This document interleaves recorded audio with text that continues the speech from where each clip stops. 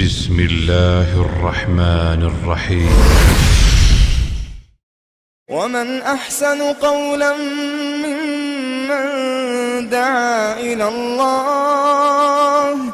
ممن دعا إلى الله وعمل صالحا وقال إنني من المسلمين.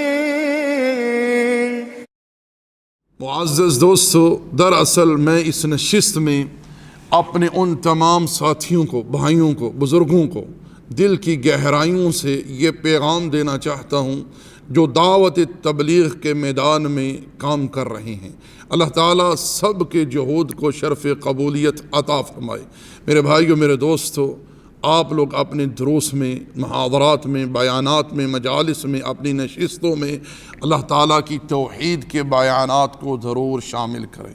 واللہ آج امت کو بہت سخت ضرورت ہے اس بات کی کہ امت کے سامنے ہر جگہ، ہر بیان میں رب ذوالجلال کی توحید کو کھول کر بیان کیا جائے، تاکہ لوگ اس چیز کو جان لیں، سمجھ لیں، لوگوں کو فہم حاصل ہو جائے کہ توحید کیا ہے، اللہ تعالیٰ کا ہم پر کیا حق ہے، رب ذوالجلال نے ہمیں کیوں پیدا کیا ہے۔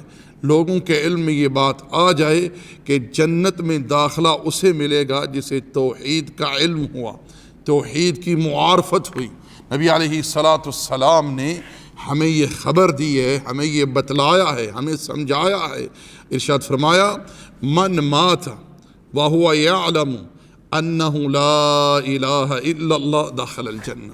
جو شخص اس حال میں مرا کہ اسے لا الہ الا اللہ کا علم ہوا تو اسے جنت میں داخل کیا جائے گا۔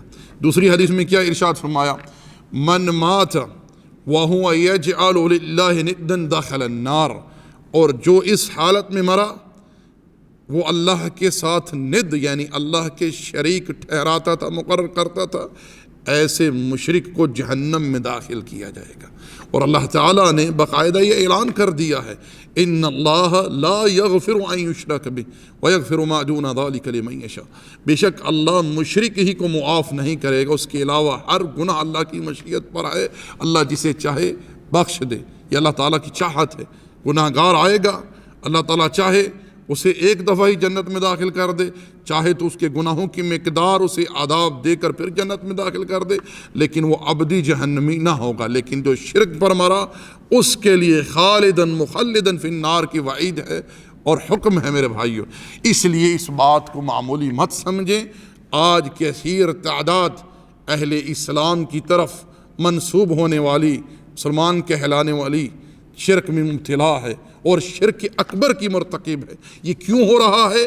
لوگوں کو شرک کی معارفت نہیں ہے، لوگ یہ نہیں جانتے کہ شرک کیا ہے۔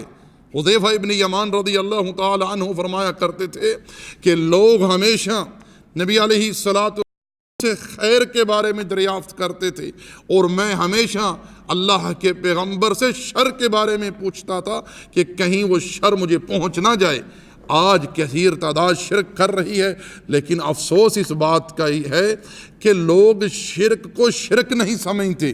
اگر ان بیچاروں کو یہ پتہ چل جائے یہ اقوال، یہ افعال جن کا ہم ارتکاب کرتے ہیں یہ مشرکانہ ہیں، میں امید کرتا ہوں کہ یہ توبہ کر لیں گے، یہ انہیں چھوڑ دیں گے۔ لیکن مشکل کیا ہے کہ کوئی ان کو سمجھانے کے لیے تیار نہیں، اور نہ ہی اکثریت سمجھنے کے لیے تیار ہے کہ ہم جو کر رہے ہیں یہ غلط ہے، یہ شرک ہے اور ان کا ٹھکانہ جہنم ہے۔ اللہ المستعان۔